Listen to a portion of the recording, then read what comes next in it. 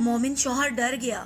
تیسرے دن کی صبح وہ بیوی کی جھڑکیوں اور اپنے خوف سے بچنے کے لیے اللہ تعالیٰ کی عبادت چھوڑ کر ایک یہودی کے پاس مزدوری کرنے چلا گیا۔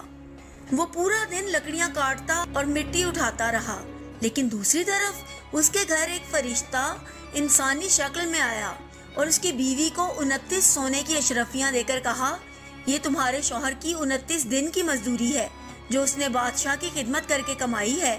جاؤ اور اپنے شوہر سے کہو کہ اگر وہ آج تیسرے دن بھی اپنے روزے اور عبادت کو نہ چھوڑتا تو اسے اس سے کہیں زیادہ اجر ملتا۔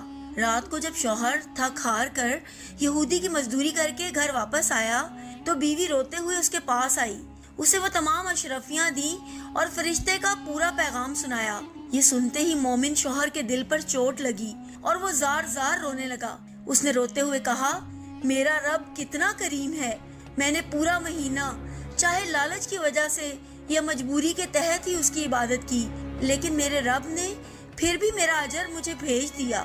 لیکن ہائے میری قسمت، میں نے دنیاوی پریشانی سے ڈر کر ایسے رحمان و کریم مالک کا دروازہ چھوڑ دیا۔